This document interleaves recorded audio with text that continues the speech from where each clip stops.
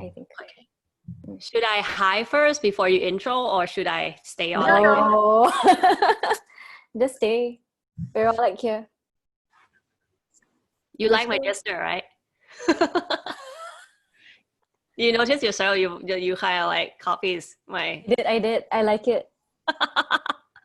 I'm Okay. hiding. Okay. Oh, participants are coming in. Yay! Are they Yay. hearing? I think they can hear us. Okay. Hello, everyone. Hello. Okay. We need to stop sharing screen. Oh, okay. Hi, Jan. Hello. Hi, Jan. Hi, Jennifer. Saying hi to everyone. Yeah. What I like about this is that you can see like who comes in, right? Okay. Saturday afternoon.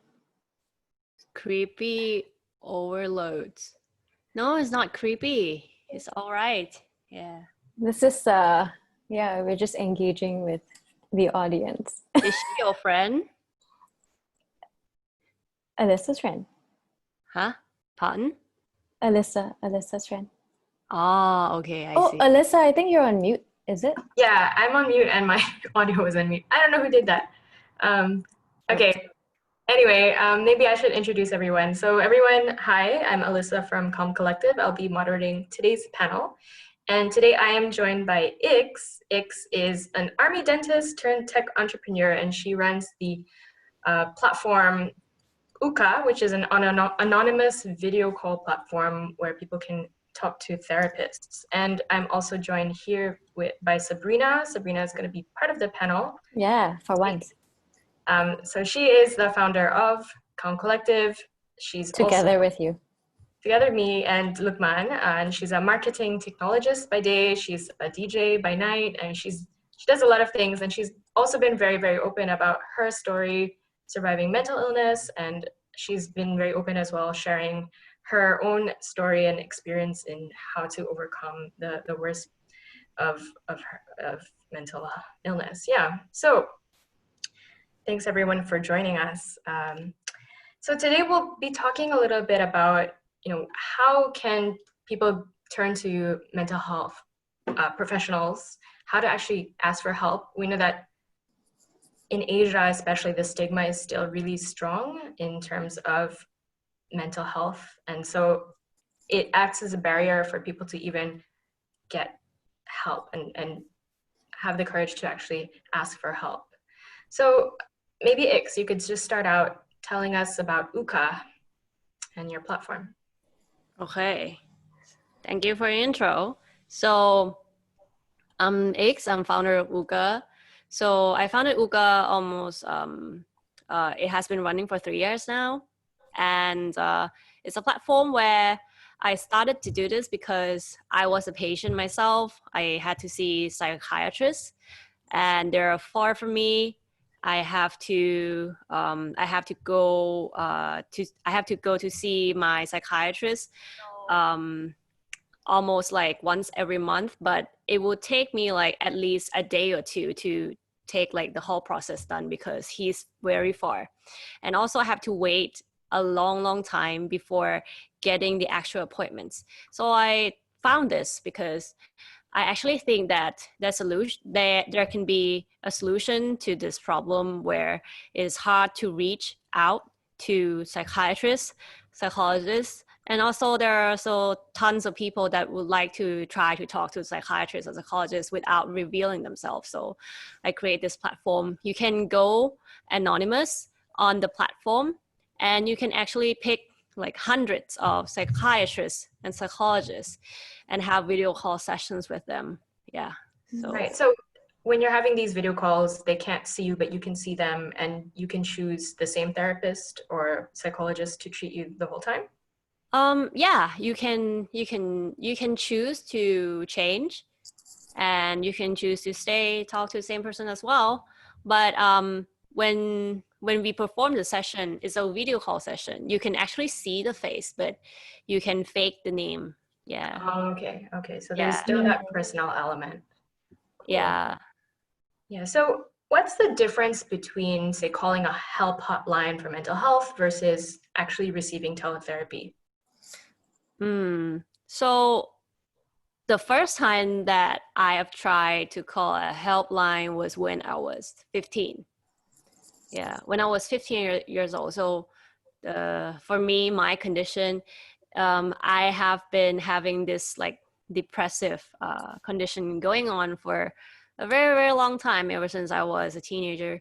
And I feel like I want to do something about it, but I do not know how. I do not know where to turn to. So helpline is pretty easy, where it's like it pops up somewhere that it can help you with your mental or anything like in concerns with your emotion. Life, yeah. Yeah, so it's easier to reach out, but for my experience, it will take you the longest time until they picks up. Yeah. Okay. Yeah, so it will be very, very long. And at the very first call that I did try, I kind of like I tried to open up. I told them a lot of my stories, but all I heard back was like yes, yes, then what, yes, and so what. So I kind of felt hurt afterwards, because I feel that they're not actually listening. There's no deep listening going on, even though they try, but maybe this is their routine job, and they feel like, okay, they gotta get the numbers going, just talk to this person and get this done and just wrap things up and then go on to the next one. So I feel very hurt because I'm just a number to them, and I feel like they don't really care. Yeah. So that was my first experience with the helpline. And that's how I kind of learned later in my life that the reason why that had happened, because not everyone that provides service in the helpline are psychiatrists or psychologists. Sometimes they're just a trained person who will just sit there and help you in according to what they're trained, in which it could be just like simple deep listening, providing some empathy to your story and such. But sometimes it's good, sometimes it's not, and from my experience it's not okay. Yeah. So I think there is a lot of difference, because for a helpline, if you kind of like randomly you go in and then you happen to find the right one, then it might be good, it might actually help you. You just need some place to rent, and it's a good place to just like dump anything that you like to talk to. But if you actually would like to improve yourself, if you actually would like to fact finding what has been going on, I think is much better to go to psychiatrists or psychologists. Yeah, I think it's a life-changing experience for me.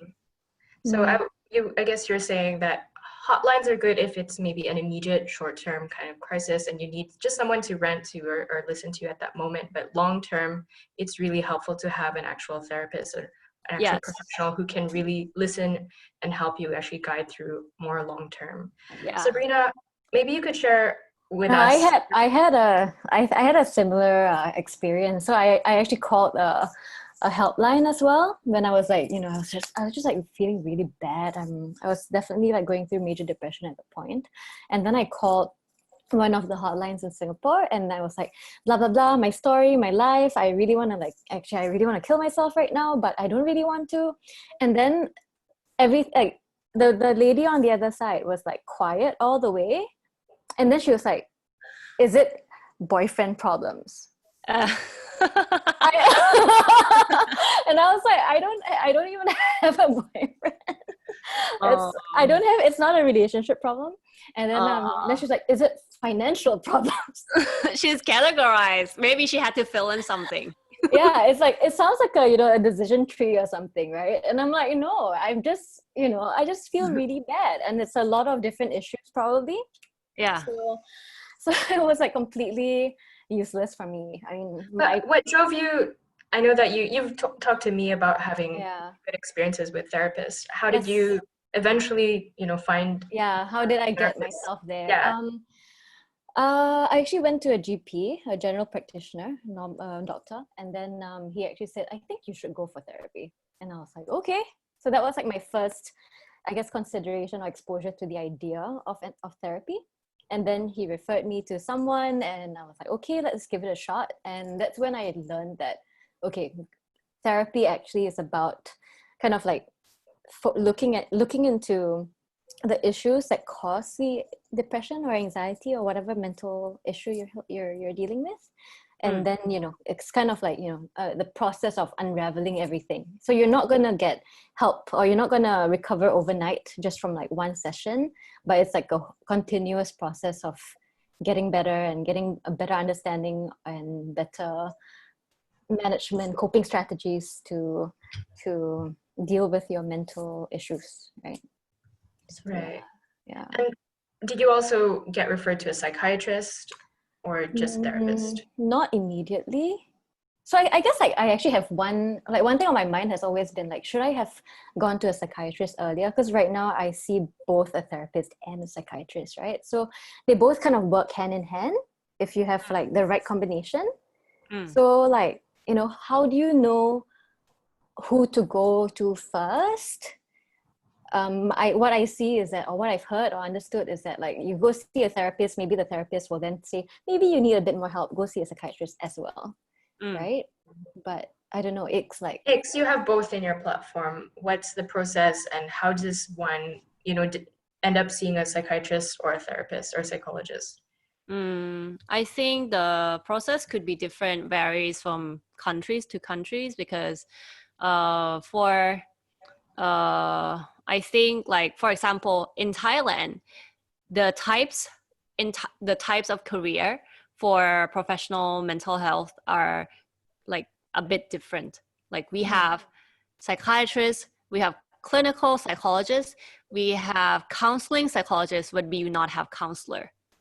Yeah. So it could be a bit different. And most of the time, it's harder to go see counselor because there's no actual like setup working spot for counselor. There's a very few place in Thailand that physically like opens up for counseling. So most of the time, counselor after they graduate, they have to like turn themselves and do something else, or trying to like brand building themselves through Facebook and such, and then therefore they'll be able to gain customers. So most of the time, for Thai people, like if they want to go physically, most of the time they go to hospital first, and they will be seen by a psychiatrist, and psychiatrist would somehow, okay, like this person needs to talk to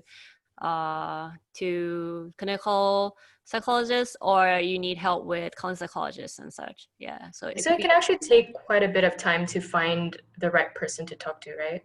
Yeah. So like, so you did mention earlier, you were asking about my platform, right?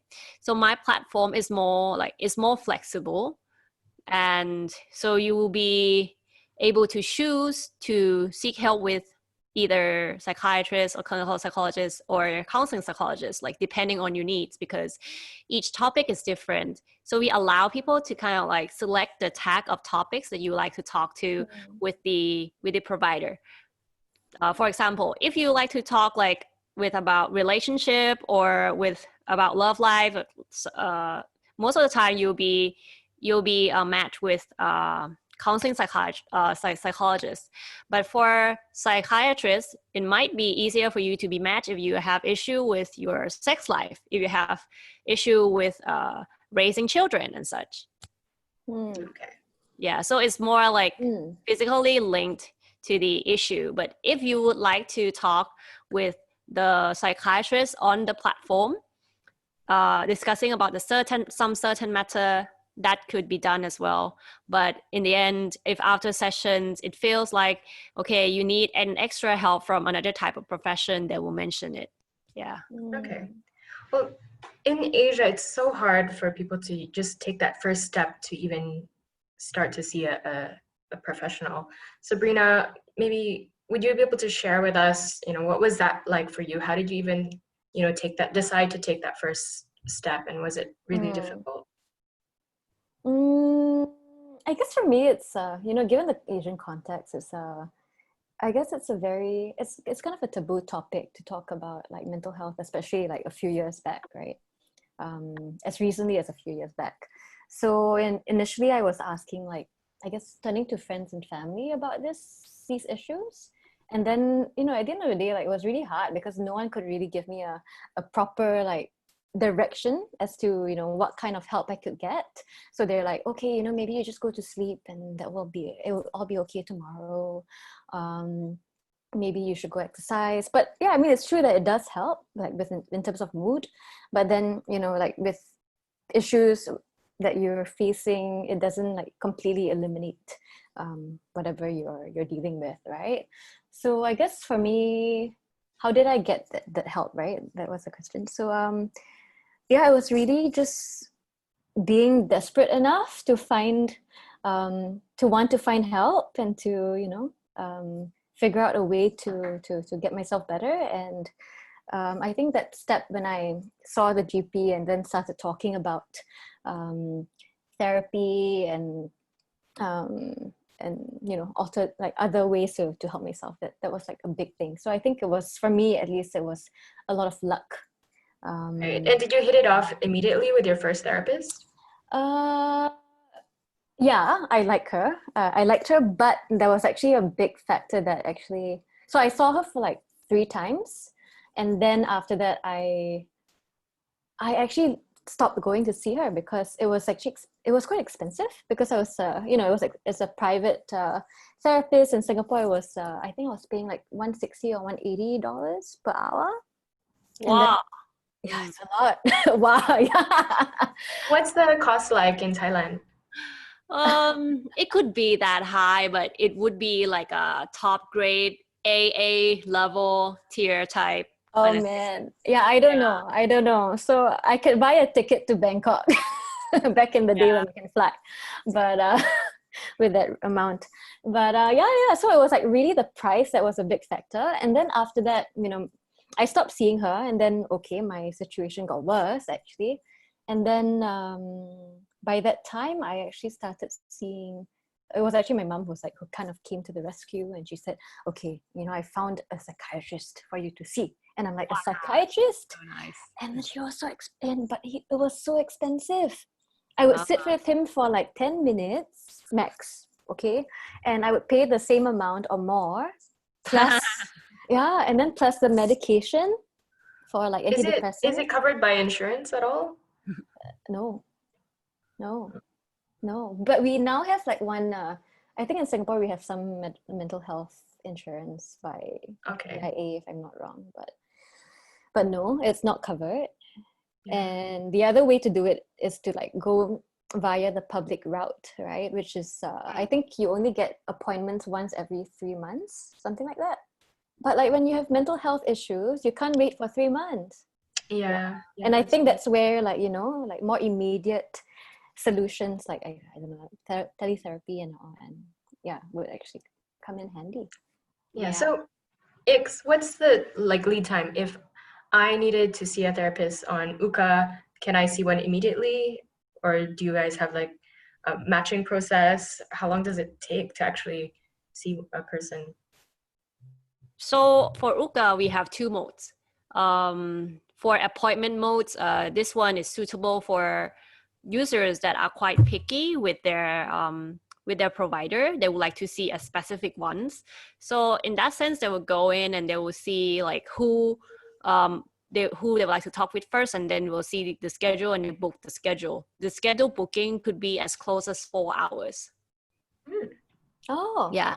Wow. Yeah. So it's like most immediately, you do not have to wait for months, because it's the same issue that I have had as well. I have to wait for months to be seen, like a month or 2 months. Yeah, it's ridiculous. By that time, I'll be gone or I'll be better, who knows? Exactly. Or the situation might change.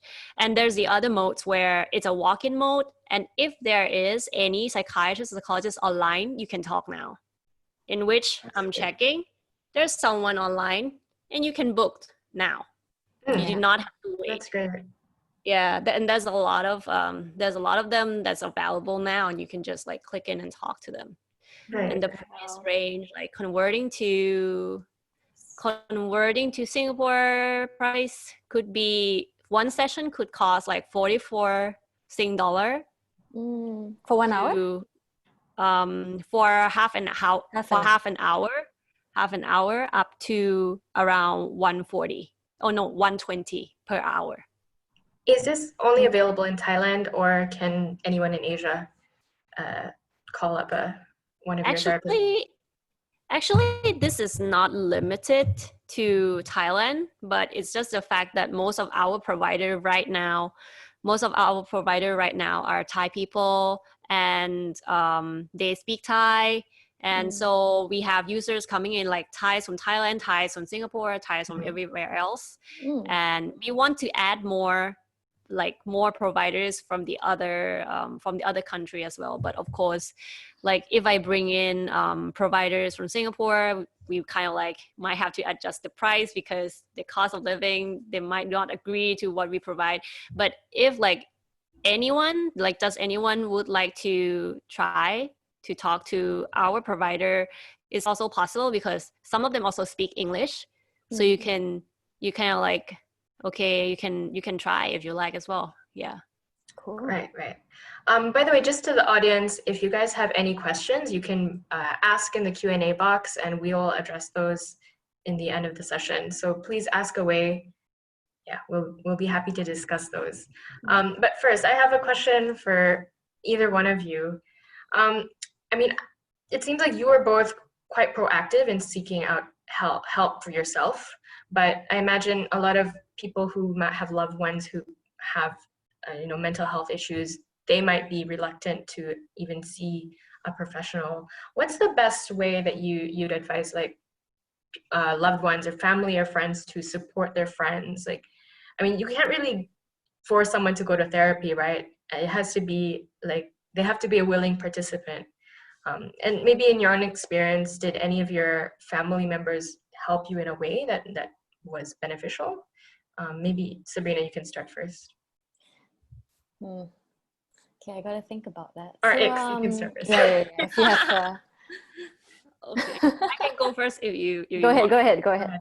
Okay, I think in order to change someone behavior, like I might talk like it might be a little bit too academic, but in order to change behavior, most of the time people think that it must be the knowledge. You have to know. Once you know, then you will not like do things that you aren't supposed to do. It's like you are expecting if someone smokes cigarette, once you know that it's not good for you, and once you tell them the truth, they will eventually stop.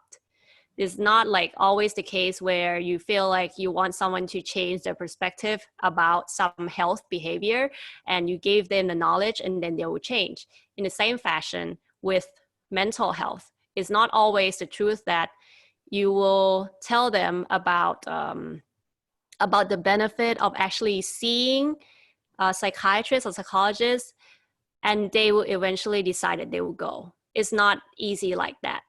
So usually most of the time when people decided to change is when they have a trigger moment. Trigger moment meaning they might have like everything in consideration. They might, first thing first, they have to aware first. They have to know if that this is the thing that exists in this world. And then they'll have to consider, right? Consider whether or not if this is good for them, contemplating whether or not if this if they bring this in their life, if there's will be any change, anything they would have to sacrifice in exchange.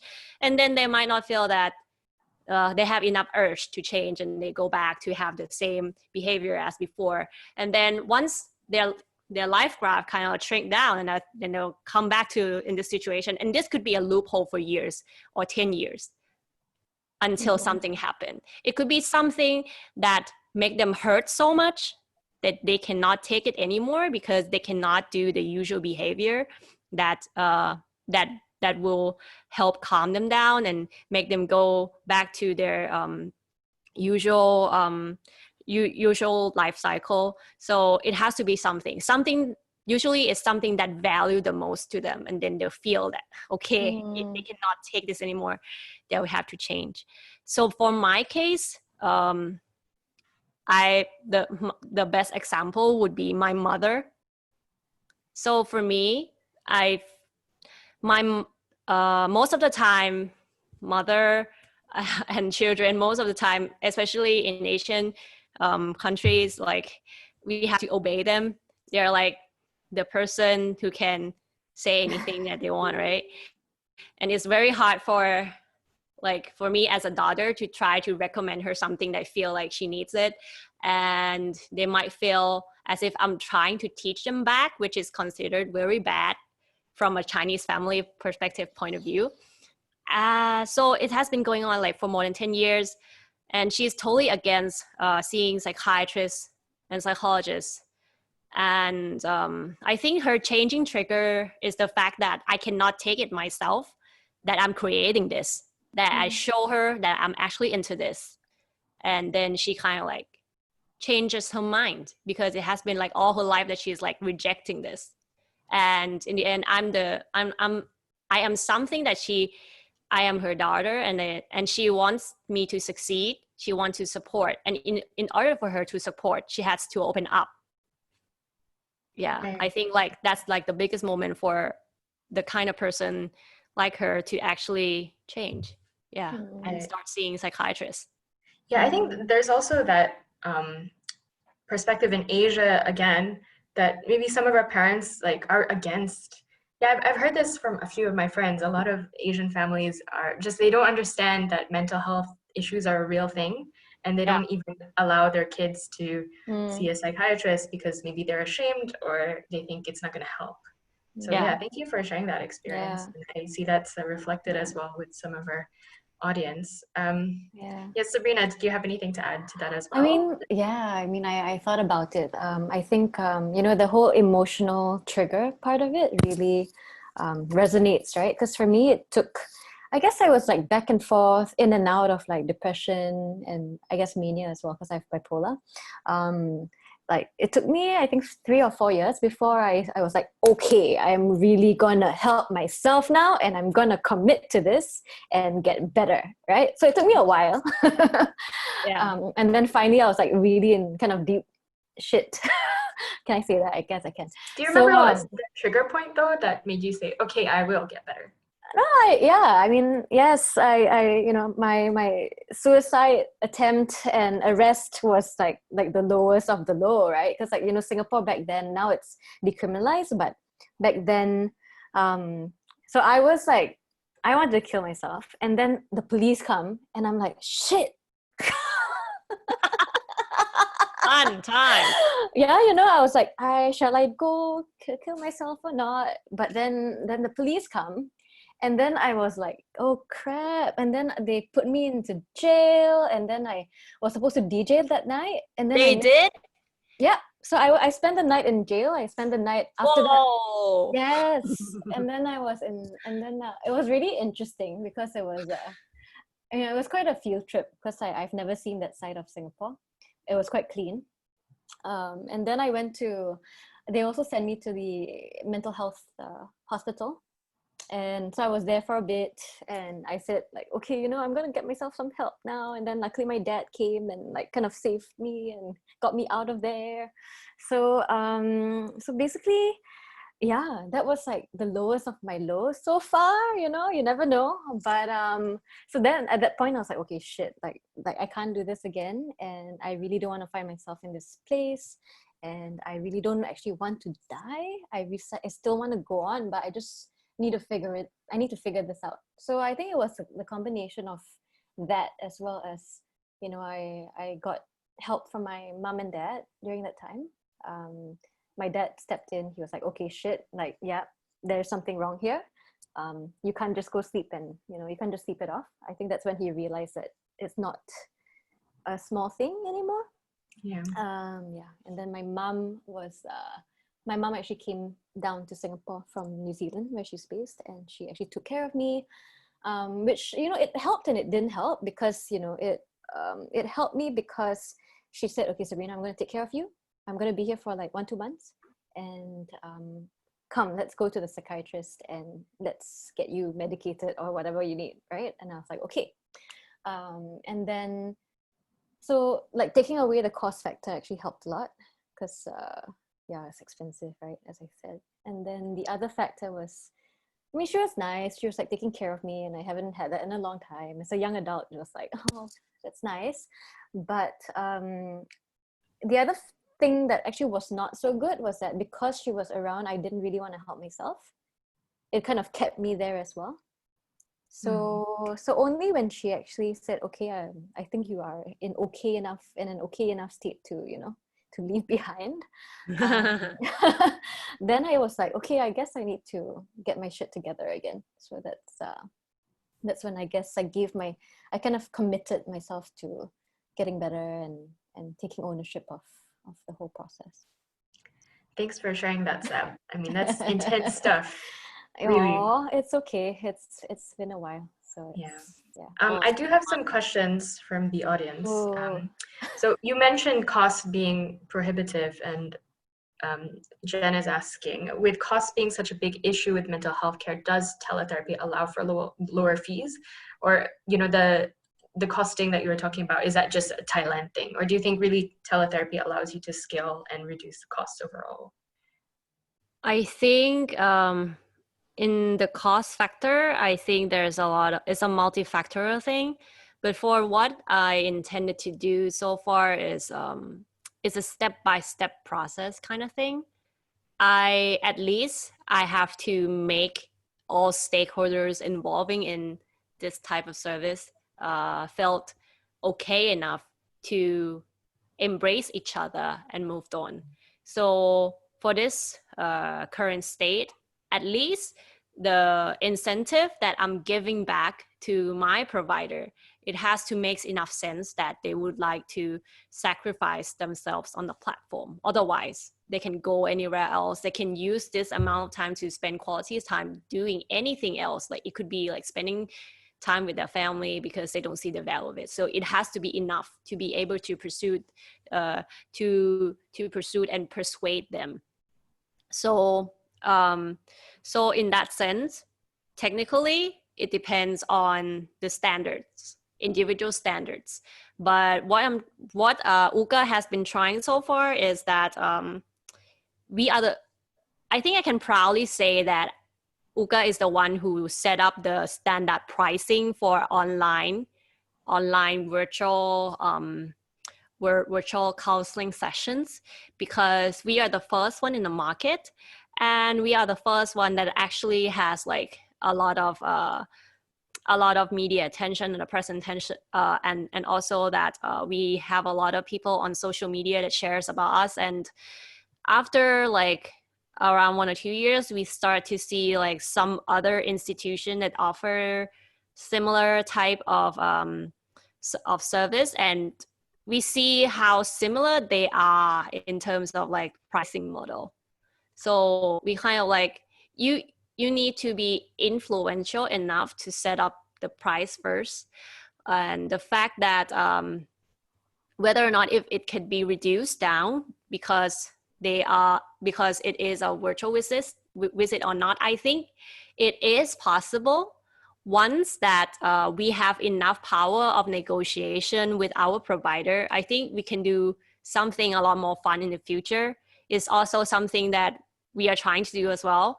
At first, we didn't think that we would like to go this route, but right now we have a lot of providers, and I think it would be cool to see if we opens it up into kind of like a free market types of a platform, and see how much they think that they value themselves. Yeah. So like it's a step-by-step process, as I say. Yeah. I just wanted to point out to the audience, if anyone is based in Singapore and actually costs really are prohibitive for private therapists, there are resources out there that offer free counseling. Perhaps maybe it's more for a short term. It really depends. For example, Samaritans of Singapore, they do have free counseling. Singapore Association of Mental Health also offers free counseling. For myself, I've been a beneficiary of free counseling through like a widows organization. So there are these things out there. I mean, you do have to be a bit lucky if you hit it off with a therapist. And this kind of goes to the next question, which is, how do you select your counselors or personal? Maybe Sabrina, what did you have any criteria for that you've learned or that you now have for what makes a good therapist? I mean, it's we've kind of talked about this before, but like I would say I would liken it to kind of like dating, because like, you know, you just gotta hit it off with the therapist, because every therapist has like their own personality, their own experiences, and their own specialties as well, and you just have to be able to match, I guess, right? But I don't know, like, how do you, is there a way to fast track the matching process? Like, how does Ooca do this whole recommendation thing, like matching? So as of for now, we allow them to see the profile, and we allow our provider to kind of like write what they feel like they want to write on their profile, express their tidbits of some personal message, so that people might feel more connected to it. But and also the fact that we have this like tag topic matching part, I think it somehow kind of like helps, but in the end we allow user to choose. Yeah, we provide them all information and we allow them to choose. In the future it will be improved. So far I think it went okay, but you will need time to actually learn about someone. I think it's like dating. It's the same thing. You cannot just swipe on Tinder and then And expect them, you need some chemistry on Tinder, some bits of current chemistry on Tinder, and then you have at least to take some time and take her out to like some lunch and then to dinner, and then even longer to actually know that this is the person that you want to spend your time talking to. I think it's the same way. It's the same way. You have to build your relationship with your psychologist, psychiatrist. It's the same thing. Like for me, I changed my I changed my provider like four or five ones already. Wow. Yeah. Yeah, I would say the same thing. The same thing. Okay, thank you for sharing that. Yeah. I do have another question here. This is for Ix. Is it possible for minors to do teletherapy through your platform, especially if they have families that are not supportive, or do they need parental consent? And I guess that's really specific again to this culture where, a lot of Asian parents don't want to allow their kids, right? So in Thailand, minors are ones age below 18. And in Thailand, there's an act called Mental Health Act that specify that for those for those minors, you need consent from their parents in order to like provide anything mental health service related. But this is considered to be controversial. And a few years back, like 2 years ago, there was a girl. She is a minor, and she disagreed to the fact that this particular part of this mental health act exists, because it keeps them away from getting help because their family are not supportive in exact way that you mentioned. So she tried to protest on this matter, and this is it has been taken seriously, even though it has been like 2 years already. Like I think it varies from countries to countries, and in Thailand it's not fully settled yet, but it should be settled within this September. And I hope that eventually, like anywhere else in the world, minors will be allowed to be seen without the consent of their parents as well. So for Ooca, we have this, so apart from just Ooca has another project called War of Sharing. So War of Sharing is an impact, is a social impact project where we allow university students that studies in Thailand to use Ooca without any cost. So so we had this kind of like financial model that allow this to happen somehow. Our provider is still paid, but the students, they can come in, no questions asked. We just like ask for some information like who are your parents, what is the contact point, like emergency contact person and such, and they can come on board. They can talk to our psychiatrists, our psychologists that join the program for free. For this, we require them to be more than 18 years old because of the Mental Health Act. But somehow, if they're less than 18 year old, it's a considerable case by case because the act has not been like fully amended yet. And also we also work with some foundations that work with minors, such as the Freedom Story.